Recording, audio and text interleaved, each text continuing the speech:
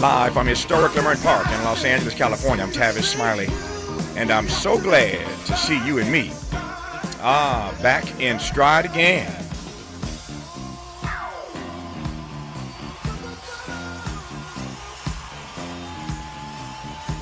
Before we get started with today's show, let me invite you to follow me on Facebook and Instagram at The Real Tavis Smiley, and get updates on X, that's formerly Twitter, at Tavis Smiley. By the way, should you miss any part of today's program or want to catch up on previous shows, you can always visit thetavissmileyshow.com. That's thetavissmileyshow.com, or wherever you get your podcast, and listen to the Tavis Smiley podcast version of this live program at your leisure. Another great show on tap for you today. In our second hour, two conversations. Up first, it's Monday, so it's Smiley and West. Dr. Cornel West joins us with his unique take on the world on the top side of hour two. On the B side of hour two, a conversation with former Congressman and my talk show host colleague, Jesse Jackson Jr. Get this. The Congressional Black Caucus now has a record number of members. Make that 62 members to be exact. As we approach the CBC's annual September legislative conference, there is a very real possibility that come 2032, there could be no African Americans in Congress. No joke, you heard me correctly. Come 2032, there's a very real possibility that there will be no African American members of Congress. We'll talk about the Trump era scenario that could lead to this tragic reality on the backside of hour two with Jesse Jackson Jr. In our third hour, Benga Alalore, chief economist for the Center on Budget and Policy Priorities and former senior advisor in the Biden-Harris administration, on the present challenges and the so-called green shots in the U.S. economy. We'll do that in our third hour. We commence today's show, though, in conversation with our regular contributor, noted civil rights attorney and towering public intellectual Connie Rice, who I'm always delighted to be in conversation with. Before I get to Connie, though, so I was away last week, as most of you know, just kind of following the news as best I could. Last week, my mother's husband passed away, so I had to go home and sort of comfort my mother. And then she had an 80th birthday, so I spent some time with her for that. So just away last week with my mama. Back today, glad to be back in the studio chair. But while I was away, just checking the news here and there, as little as I could. But obviously, you can't stay away from this stuff. So I noted while I was away last week that there were a number of states, 6 as I recall, who sent troops to Washington, that is, D.C., to aid and abet what Donald Trump is doing with these troops on the streets of the nation's capital. As I recall, those 6 states were South Carolina, West Virginia, Ohio, Mississippi, Tennessee, and Louisiana. Those were the 6 states that sent additional National Guard troops to the nation's capital to help Donald Trump in his effort to do whatever he's trying to do in D.C. So before I get to Connie, here's some sound now of Donald Trump talking about the response that he's gotten to placing these troops on the streets of the District of Columbia. I've never received so many phone calls thanking me for what we've done in Washington, D.C., from people that haven't gone to a restaurant literally in 4 years. And they said, you know, what you've done it's unprecedented, because what they said it was just unsafe. We couldn't do it. We'd go out and you'd see the stories, you'd read the stories, you'd see all of the things that are happening. And they said we couldn't stand it, sir. And now I take my wife and my kids to dinner. One of them said he's gone out 4 nights in a row, and he hadn't gone out for 4 years. So it's a great tribute to you. And when I look at you people, I understand why, because there's no games, right? We're not playing games. We're going to make it safe. And we're going to then go on to other places. But we're going to stay here for a while. We want to make this absolutely perfect. It's our capital. And I guess it used to be many years ago safe, but it's certainly not had a very good run. And you got to be strong. You got to be tough. You got to do your job. Whatever it takes to do your job, you got to do your job. All right, Connie, a lot to talk about in this hour. First of all, good to hear your voice again. What say you in the 2 minutes I have here now, just to get things started here, about these states, 6 to be exact, sending additional National Guard troops to the nation's capital? Hey, Tavis, welcome back. Listen, what we just heard was an LSD trip because he's not describing anything that's factual and real on the ground. The troops are deployed to the monuments. They're walking up and down Georgetown with nothing to do. People are on the sidewalk cafes in Georgetown, right? Where crime is higher, Anacostia, the poor areas of D.C., there are no troops. So he's not there to provide safety and security for poor African Americans and poor other folk in D.C. This is all a cosplay show that's part of his breaking our resistance to rejecting the idea that we ought to have armed military patrolling anything domestic. This is more of the rolling coup that you and I have talked about. He's getting us accustomed to having troops who have no business being in urban streets. And in D.C., he has a little bit more legal ground for doing it because D.C. is run by the feds. Sure.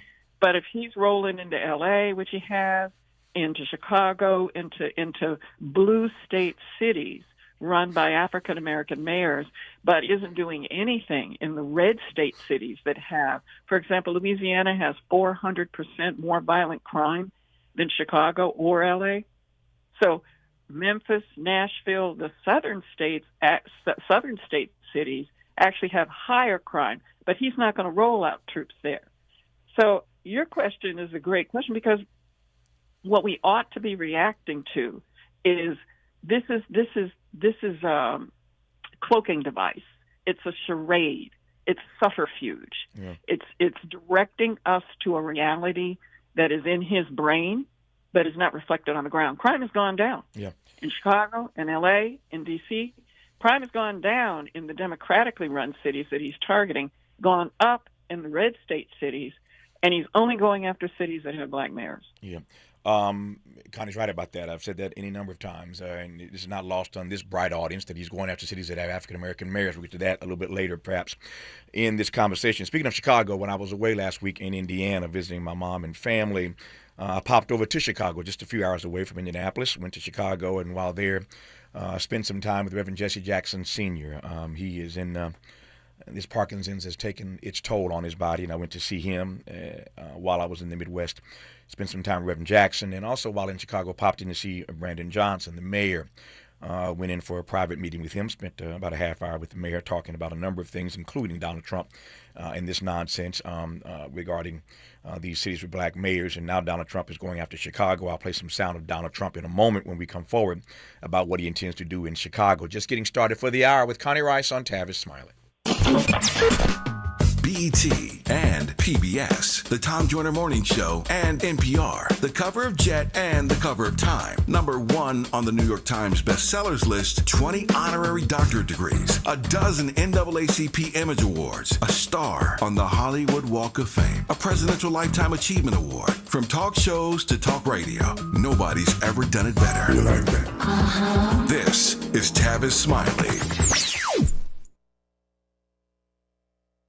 Make a move into a home of your own. With City National Bank's Ladder Up Home Loan Grant, you could receive up to $20,000 that you never need to pay back. Use it toward your down payment, save on closing costs, or to buy down your mortgage rate. Find out more at cnb.com/ladderuphome. City National, here for every stage of the journey. Property must be in a qualifying market in California, New York, or New Jersey. Additional terms and conditions apply. Not all applicants will qualify. Terms are subject to change without notice. City National Bank is an equal housing lender. Member FDIC. NMLS number 536994. Nationwide is so much more than a great insurance company. They're one of America's largest financial services companies. Like how I'm more than Saquon Barkley, the NFL's reigning leading rusher. I'm also the NFL's leading husher. Shh, hush up back there. Wow, I might have just set the hushing record. Well, almost. For your insurance and financial needs, Nationwide is on your side.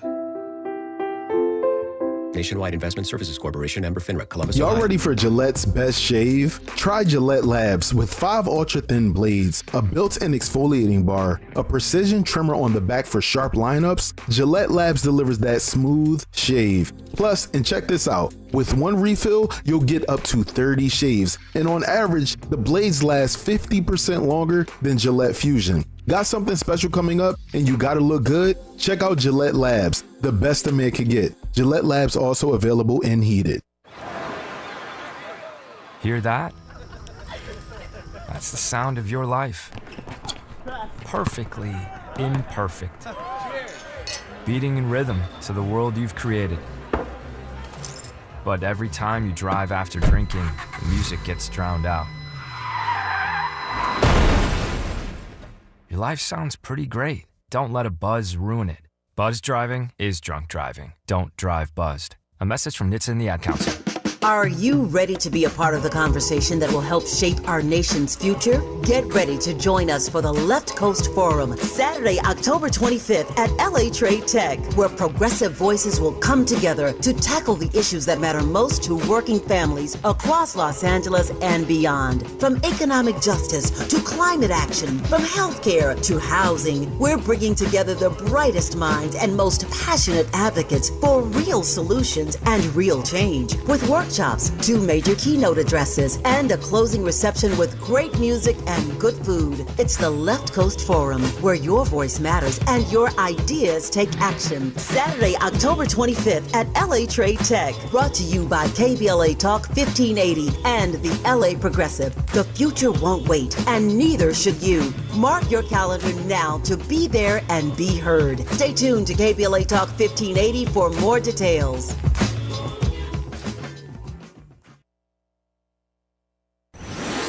Let's get back to more of this rich dialogue with Tavis Smiley. Tavis Smiley and Connie Rice, who I'm delighted to have kick us off in this first hour today. So, Connie, let me circle back to what I mentioned moments ago. South Carolina, West Virginia, Ohio, Mississippi, Tennessee, Louisiana, all states that have sent additional National Guards troops to the nation's capital to aid and abet whatever the agenda is of one Donald Trump. I come back to this because your point is spot on, that in every one of these cities that happen to have African-American mayors that Donald Trump has targeted and suggested that he is going to send troops. We'll get to Chicago here in just a second. But every one of these cities happens to have an African-American mayor, as we've already established.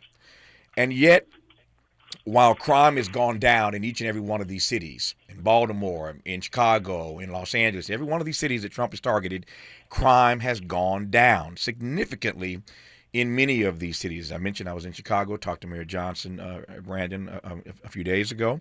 Crime down in Chicago. And yet, South Carolina, West Virginia, Ohio, Mississippi, Tennessee, Louisiana, the governors of those states, not naive, but the governors of those states have bought into the Trump narrative. Now, the data, to your point, is incontrovertible. The data does not equate to what Donald Trump is saying. And yet the governors, the chief executives of at least 6 states have bought into that narrative so much so that they've sent their troops to the nation's capital. As I said, no naivete, but how do I read that? They don't believe him. All they know is that they're afraid of a bad tweet. Yeah. They're afraid. You know, these are the, what do they call them, the Republicans? Yeah. They browbeat everybody. They bribe everybody. They back people into a corner. They take hostages. You know, the White House operates more like a RICO operation. And this is just part of the physical intimidation, the militarized intimidation that makes people back down and think, oh, my God. You pair that with him using his Department of Justice as a vengeance machine. And you see him, you know, doing persecutions, not legally based, evidence-based prosecutions. And you begin to see the boulders that connect to leading up to what you and I have been talking about for 9 years, which is a slow rolling coup. Mm-hmm.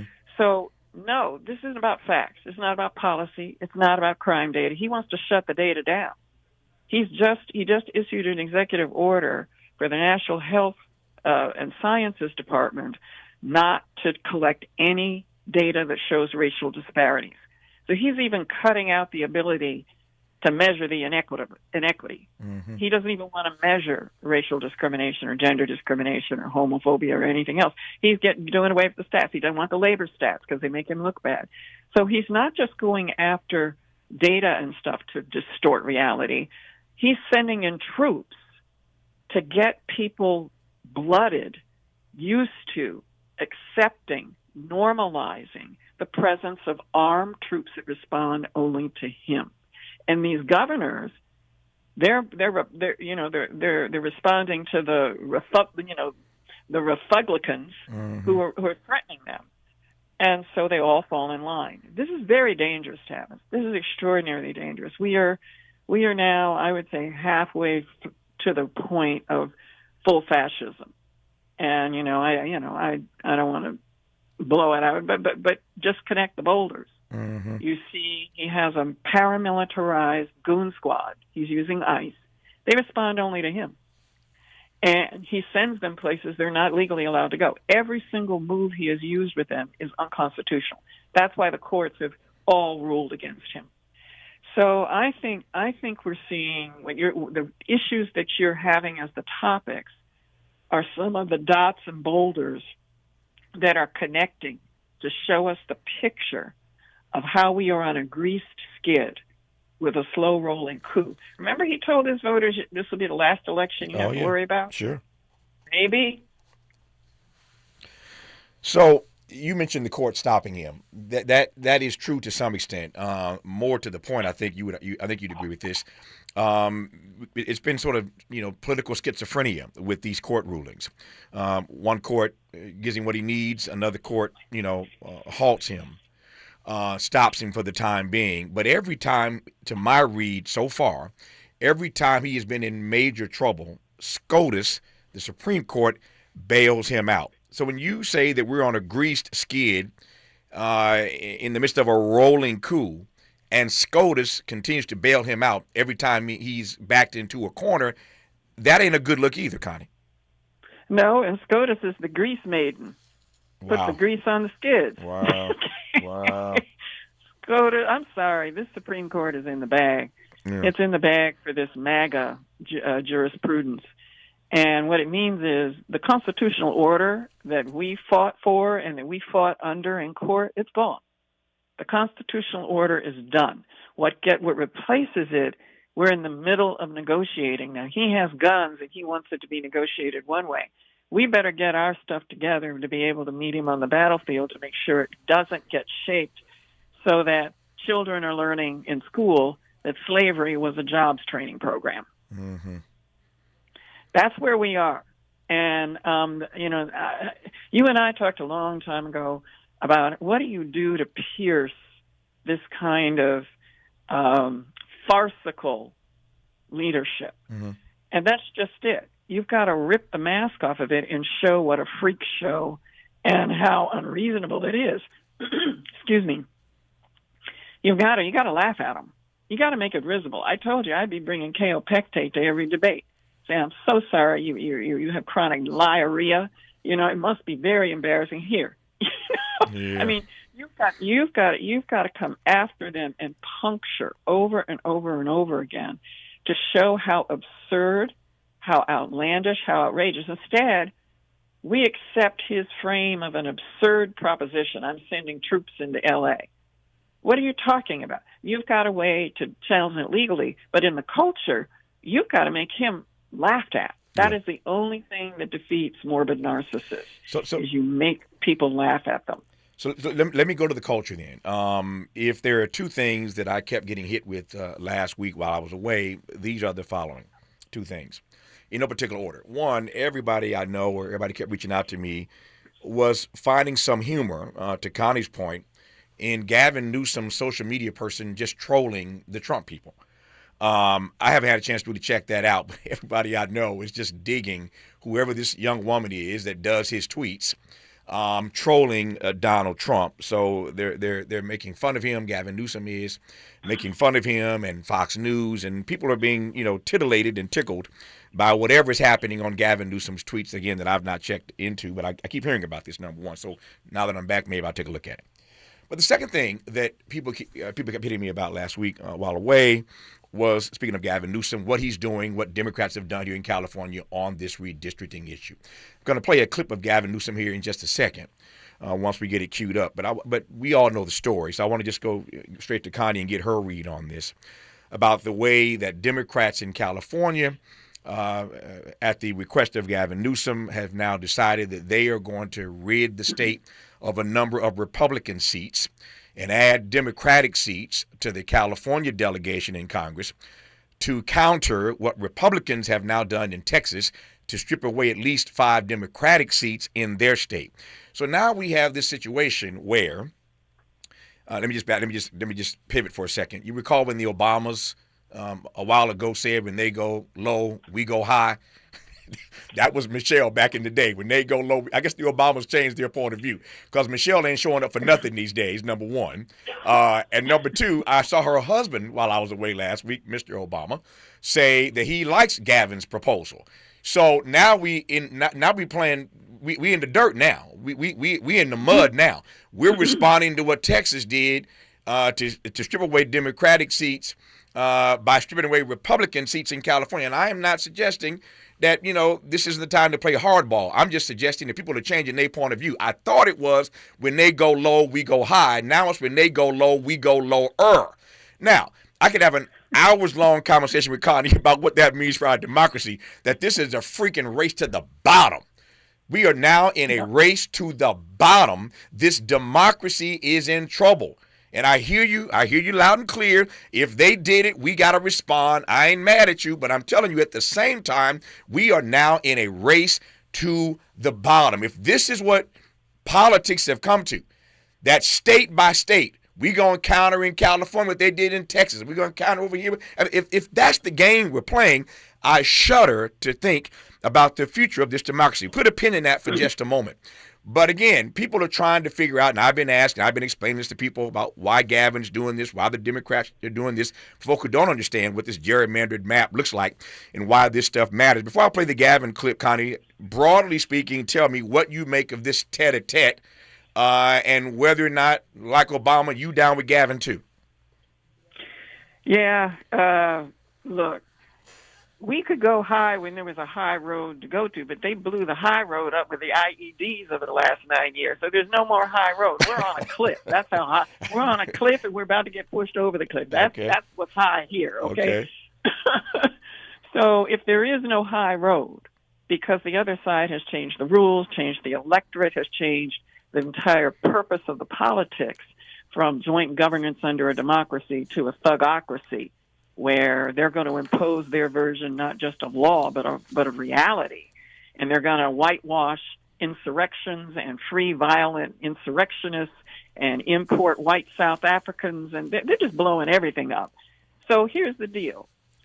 You want to change the rules? We're no longer playing a game where you change the rules. There's no place to go high. And I wouldn't say the Democrats are going lower because theirs is conditional.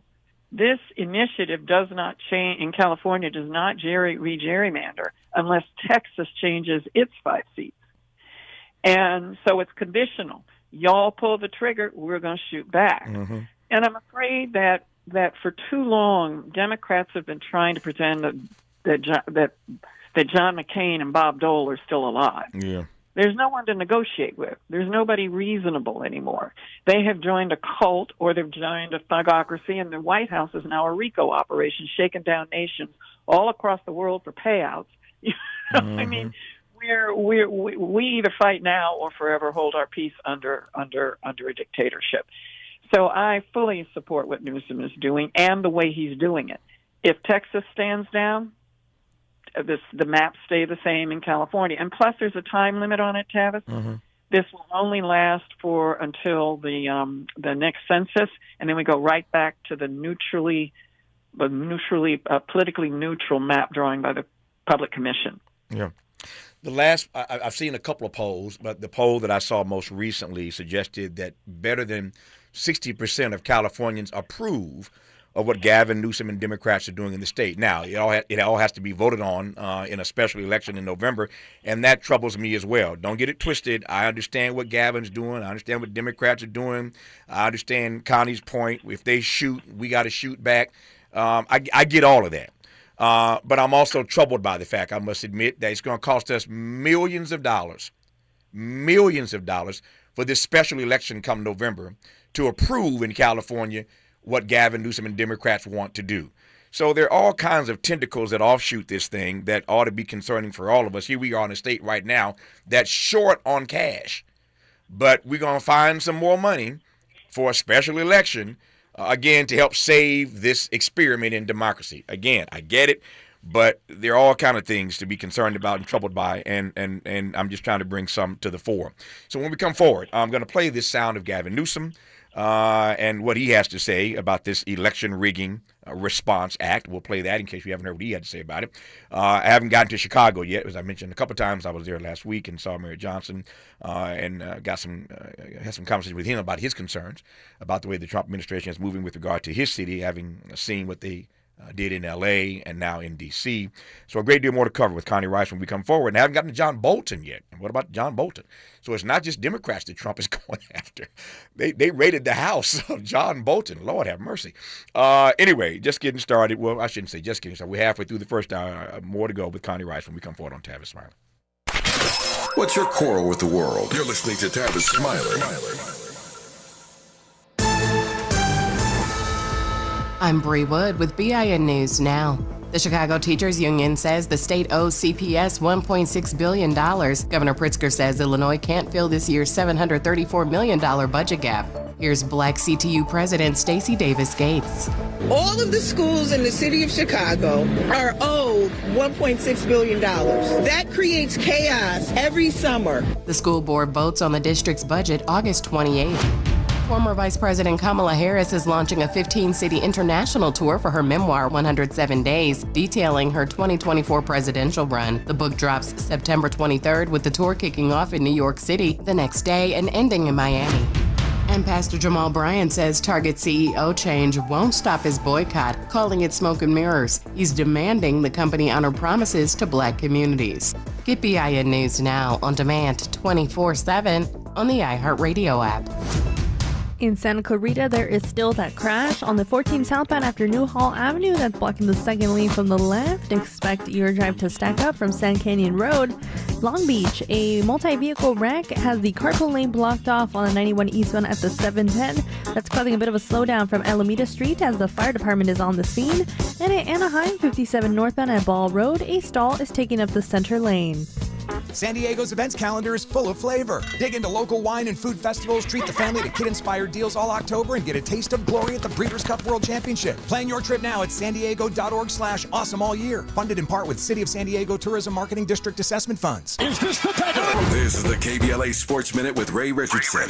The Dodgers hit 4 home runs Sunday to crush San Diego 8-2. Freddie Freeman went deep twice. Shohei Ohtani and Ricky Dalton Rushing had the other 2. Mookie Betts also had a good day at the plate with 3 hits. Betts is batting .348 since August 5th. Sunday's win left the Dodgers and Padres tied for first place in the NL West with 31 games left in the regular season. The Angels were swept at home by the Chicago Cubs. They lost 4-3 to the Cubs on Sunday. The slumping Angels are now 8 games under 500 and start a 10-game road trip tonight at Texas. One of the top performances from the first weekend of the college football season was by an HBCU running back. North Carolina Central's Chris Mosley, a senior from Fort Worth, Texas, had 174 yards rushing and a touchdown on just 15 carries. Mosley helped North Carolina Central beat Southern University 31-14 in the MEAC SWAC Challenge in Atlanta. No debates, no speculation, just the info you need. That's your KBLA Sports Minute. I'm Ray Richardson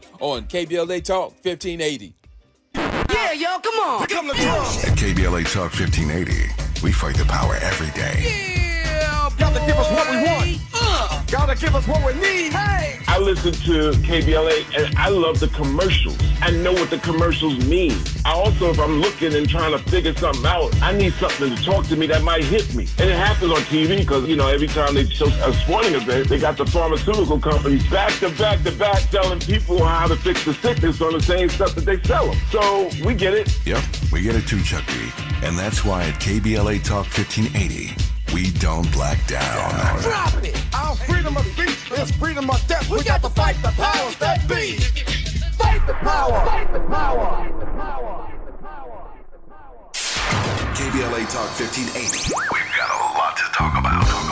KBLA Talk 1580 is committed to self-care and community well-being. Walk Good LA was formed in June 2020, inspired by the Black Lives Matter movement and the beginning stages of the COVID-19 pandemic. What began as a few minutes of breath work and yoga meditation before protests against police brutality turned into a safe space for the community to heal in hard times. The immensely positive response from the community transformed the momentum into a movement. Today, Walk Good LA is a Black and Brown-led community wellness organization based in Los Angeles. They provide spaces for healing through community yoga classes, guided meditations, hikes, run clubs, and other activations throughout Los Angeles that attract hundreds of members weekly. With the help of Propel and Michael B. Jordan, they now have a yoga and wellness studio in Los Angeles called the Walk Good Yard. To join their mailing list and connect with healing spaces, please visit walkgoodla.org. That's walkgoodla.org.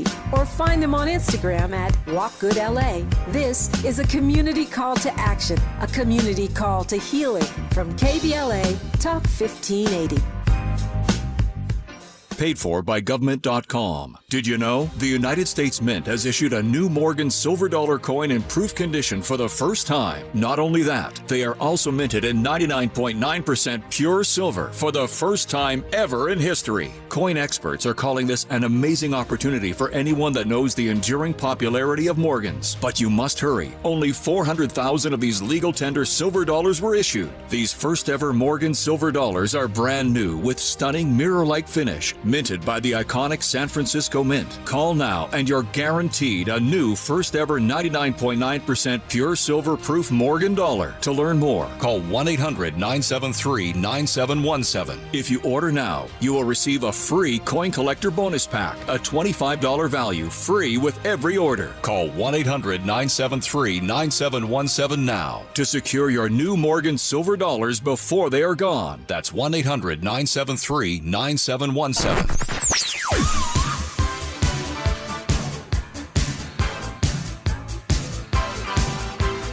This is KBLA Talk 1580. Talk radio that's music to your ears. We're unapologetically progressive. KBLA Talk 1580.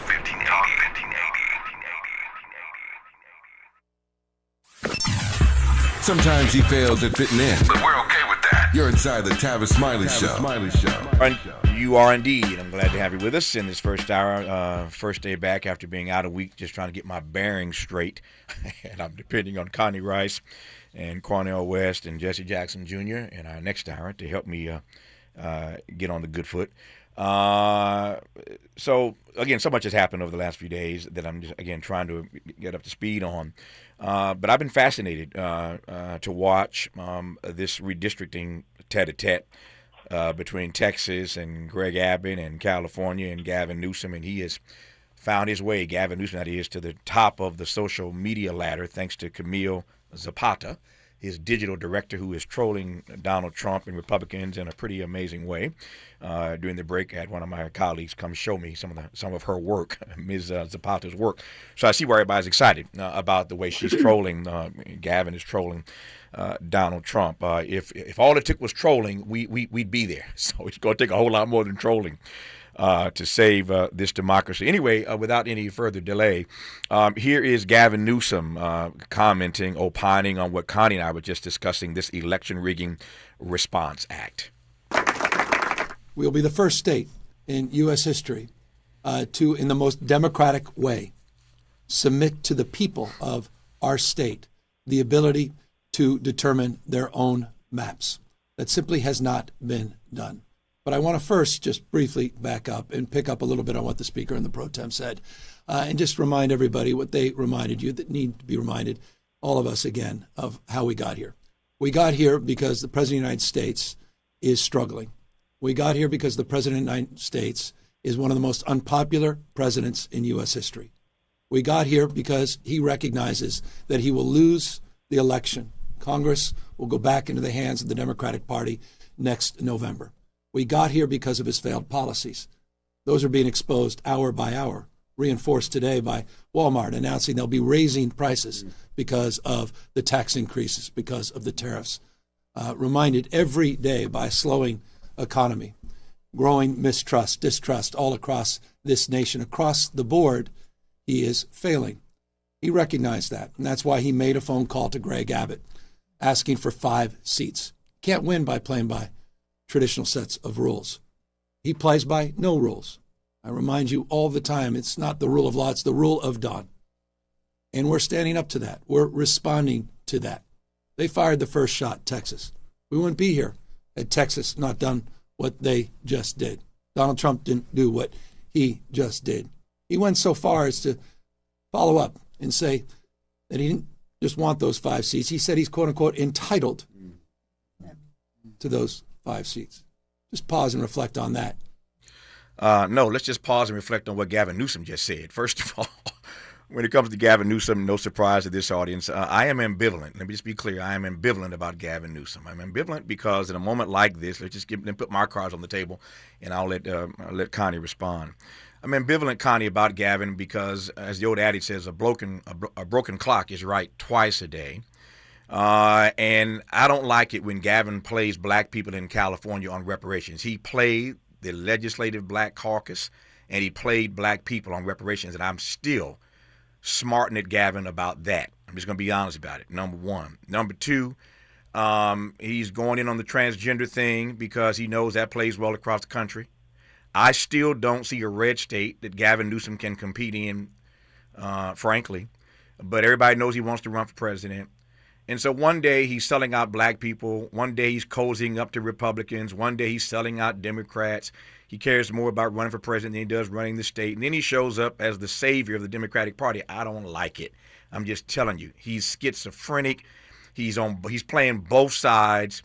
And I don't like people who move in that way. Again, I recognize that a broken clock can be right twice a day. So I ain't mad at Gavin Newsom per se for playing hardball with Texas. I get it.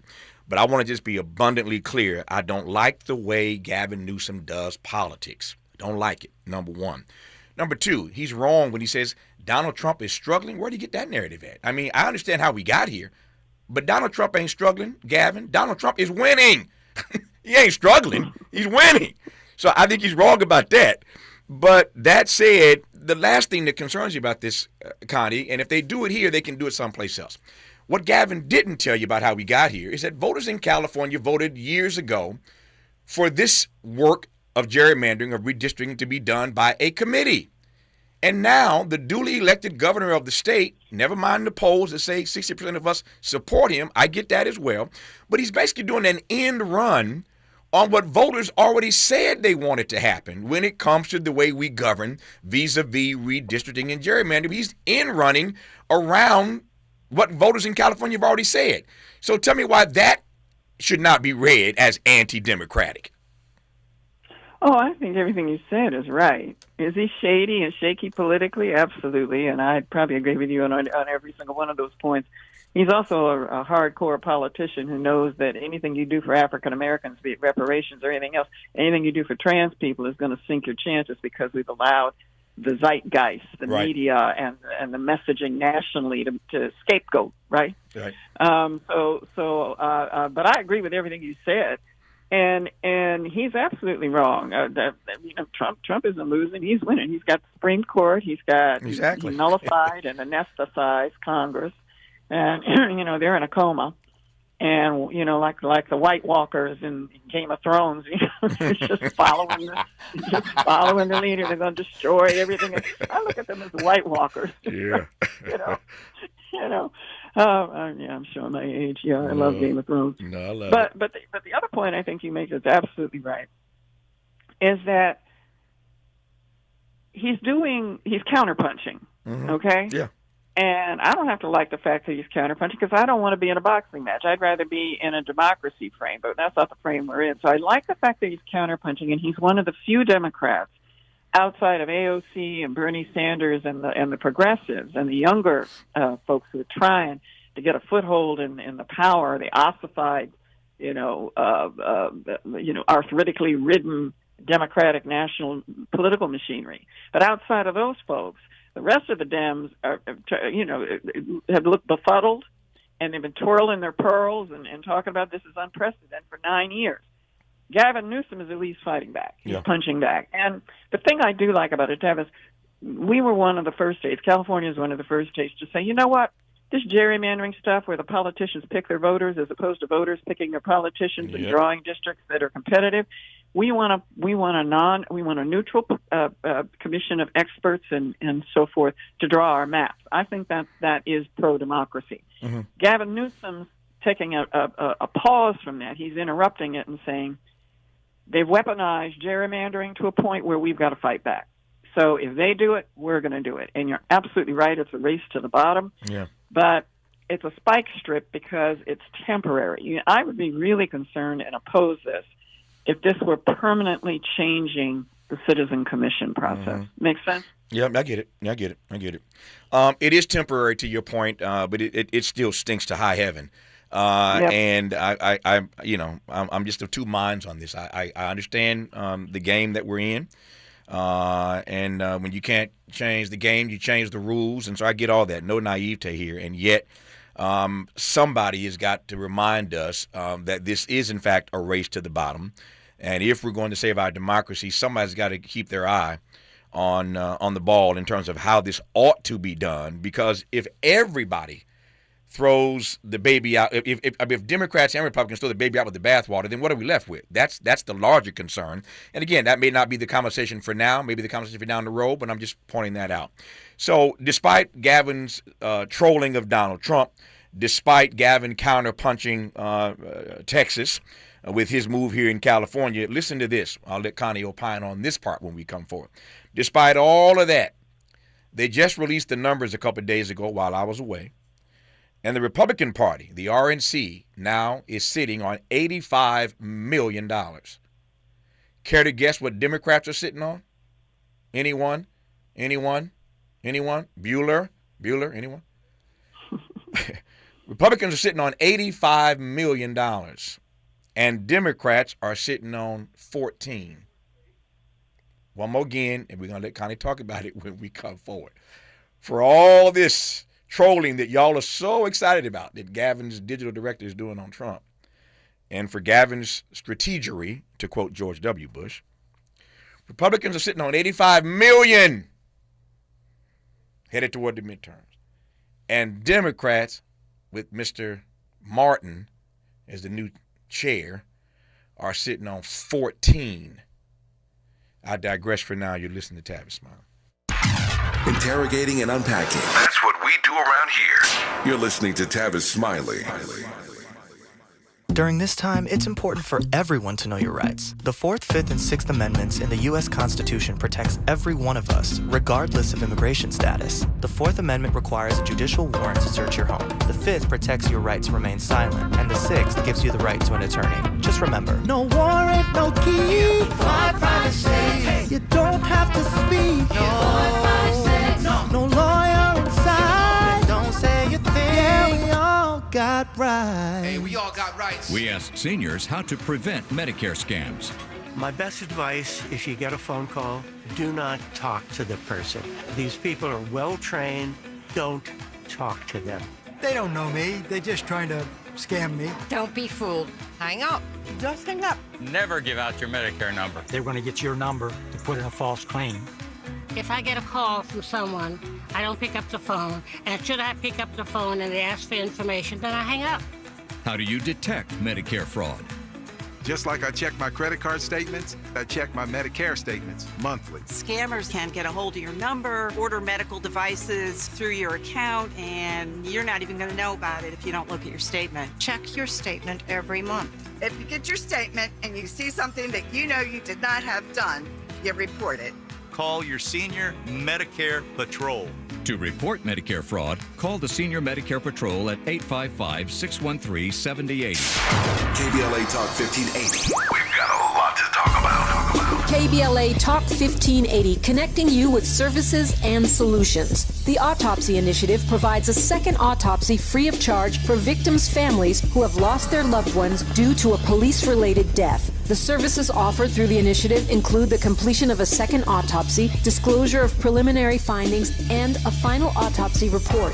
A police-related death is when an individual is harmed by police officers using deadly force, which results in an individual's death. Police-related death includes in-custody deaths, including those that arise during contact with law enforcement officers during arrest, pursuit, booking, transport, or incarceration. The Autopsy Initiative has a team of board-certified pathologists on call. An autopsy request may be completed by anyone with a close relationship with the victim, which may include the victim's spouse, partner, relative, close friend, or lawyer. To request a free second autopsy for a victim of police violence, please visit knowyourrightscamp.com. That's knowyourrightscamp.com. Then click on Autopsy, then click on Request. At KBLA, we believe in justice for victims of police violence. We say their names, and we don't black down. This is a community call to action from KBLA Talk 1580. Freedom is an endless meeting. So let's get back to it with Tavis Smiley. Tavis, Smiley, and Connie Rice. Connie, I got messages everywhere. People are coming at me left and right with the messages in this first hour. And one of these messages says, Tavis, I hear you on the numbers. 85 million for Republicans, 14 million for Democrats. But Karen Bass, this person writes, Karen Bass was sitting on less than that in comparison to Rick Caruso, and she still won. So the listener's right. Karen Bass didn't have anywhere near the money Rick Caruso had here in L.A. where we sit. Caruso spent, $100 million? Karen Bass got nowhere near that. For that matter, I could go Old Testament and give you David and Goliath if I wanted to. Just give me a few smooth rocks and I can take down this giant. But what these numbers do underscore for me, Connie, is that Democrats ain't raising no money. And I raised this issue with you. Connie and I had this conversation months ago about how Democrats were going to respond when it came to fundraising, given that they raised over $1 billion and Kamala still lost, number one. But number two, raised over $1 billion and they still ended up in debt. That's more the point, even the Kamala lost. How the heck do you spend over $1 billion and still end up in debt? And a lot of people are still smarting about that. And all that money that went to those consultants that Hunter Biden and others went off on recently. And so it just underscores to me, I mean, money ain't everything, but it does underscore for me, Connie, that Democrats ain't raising no money with all the trouble that they're in right now. Well, they're not raising money because they don't have a vision and a strategy. Yeah. And they're not fighting. Not enough of them are fighting. See, we have the kind of leaders in the Democratic apparatus who I call the beta. They're go along, get along. They're not particularly fast on their feet. They're not innovative. They color inside the lines. Whereas you and I don't even see any lines, right? We're doing Picasso, throwing the paint on the canvas, right? Yeah. You need aggressive alpha energy to fight, and it's the difference between a sort of tepid trust and estates lawyer and a litigator warrior who marches into court with an army, right? Yeah. You know what I mean? We gotta have those folks now. We're in a war. We're not in a political debate. We're in a war. It's not a pillow fight. We're in a war. And the other side has let you know that they're not just changing the game. They're changing the voters. They're changing your future. They're changing the constitutional order. They are changing your future. Yeah. And your future they don't happen to think you belong in the democracy. Yep. So if this were a fight about, where do we draw the lines? The old fight about gerrymandering, how big is the district and who's in it? That's not what this is. This is a raw power grab. Yeah. And the Democrats don't have a response to it. It's been going on for 9 years. Tavis, you and I figured it out in his first year. Yeah. We knew what threat he was. We knew that you couldn't play by the normal rules. We talked about the frame has changed, the game has changed, therefore you better get on another foot. Forget about the good foot. Get on the cool foot. Yeah. No, I got Get ready. Yeah. So they're not raising money because they're not raising the flag high enough, and we don't have anybody to follow. Now, you see Bernie Sanders and AOC getting out there and raising money. You see Mamdani. So the progressive wing is showing where the energy is, where AOC had no problem raising money. I'm glad How much did she raise? I'm glad you said that. I'm glad Connie said that. Now, my time is getting tight, but I was just about to go there. Great minds think alike, and whenever I'm thinking like Connie Rice, I feel better about myself. So I'm about to go there. Democrats are sitting on $14 million. That's what they raised. $14 million they're sitting on. AOC raised $15 million. Did you hear that? Did you hear that, Andy? The Democratic Party is sitting on $14 million, and AOC by herself for her campaign raised $15 million. I digress for now.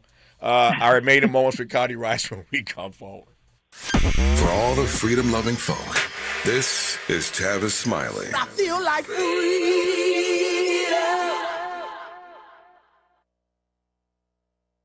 If you're an African-American mom who is pregnant or have a baby under 6 months old, you deserve care that lifts, listens, and lasts. Black Infant Health is for you. It's a free program with individual support, group sessions, and resources to start your mothering journey. BIH makes space for moms and their families to create community. Learn more about the programs in Los Angeles County. Check us out at blackinfanthealth.org. This is Secret Clinical dominating extra stinky stress sweat. And this is regular deodorant. Secret Clinical in a heat wave. Oh, what a beautiful day. This is regular deodorant. Ugh, I can't. Secret Clinical with workout sweat. Let's run another marathon. And regular deodorant. How much more? Secret is the GOAT.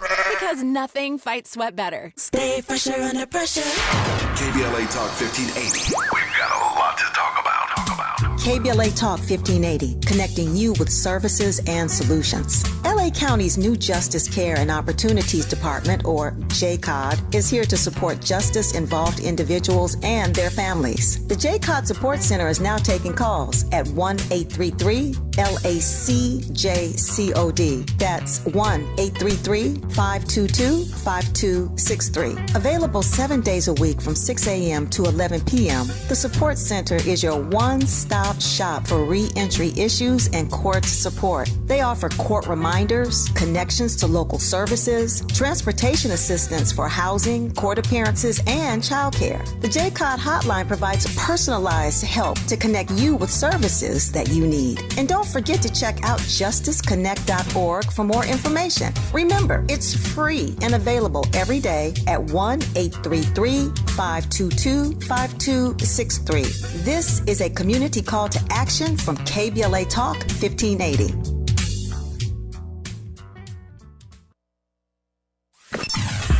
Sometimes he fails at fitting in, but we're okay with that. You're inside the Tavis Smiley Show.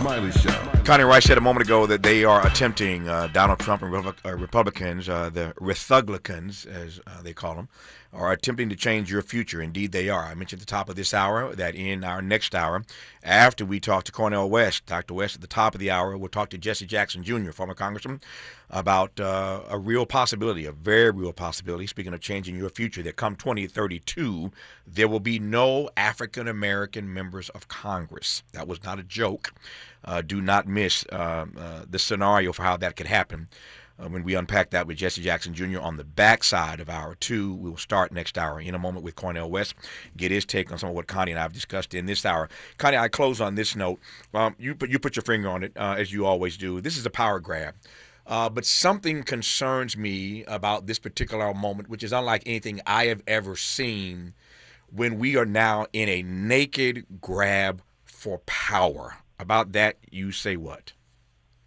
Well, what's interesting is that a majority of Californians just polled approve of the move to counter the rigged election that Trump's trying to do to make sure that he knows the wrath of the country, if allowed to unfold, is going to take the House back. Mm-hmm. So it is a raw power grab. It is a rigged system that he's trying to put in place. And they like the fact that Newsom isn't just doing, prayers and thoughts and wringing his hands and, grasping his pearls on TV and talking about this is unprecedented. How many, we've been 9 years they're on TV talking about this is unprecedented. Well, you've known it from year one it was unprecedented. Get over it and get in there and fight. So I think this is a moment where principle is almost, we hope to be able to get back to those principles, but if you don't fight fire with fire, you're not going to be able to fight anything because you're going to be out the game. Yeah. And that's what concerns me. I'm concerned for this experiment in democracy. I quote my friend Connie Rice, we got a Madisonian framework, but we have not quite achieved true democracy as yet. But we're getting further and further away from any principled governance, Connie. And my concern is that Republicans are dragging Democrats down in that rabbit hole. And again, I don't know what happens to this experiment in democracy when everybody abandons their principles. It's in the crosshairs, Tavis. You're absolutely right. Oh, Lord. All right. I digress for now. I'm glad I got Cornel West and Jesse Jackson help me get through this next hour. Just try to get my mind right after being gone for a week. For now, we thank Connie Rice, and never too many conversations with Connie. Connie, thanks. I'll talk to you soon. Take care. When we come forward, as I mentioned, we'll start the second hour with Cornel West. It's Monday, and every Monday and Thursday, Dr. West kicks off the top of the second hour. Can't wait to see what his music choice is today. He does his own walk-on music, so we'll see what that is in just a few moments. And then we'll talk to Jesse Jackson Jr. on the backside of hour two about how it is and how it is, the possibility at least, that in 2032 there won't be a single Negro in Congress. I digress for now. You're listening to Tavis Smiley. KBLA 1580 Santa Monica. I'm Bree Wood with BIN News Now. The Chicago Teachers Union says the state owes CPS $1.6 billion. Governor Pritzker says Illinois can't fill this year's $734 million budget gap. Here's Black CTU President Stacey Davis Gates. All of the schools in the city of Chicago are owed $1.6 billion.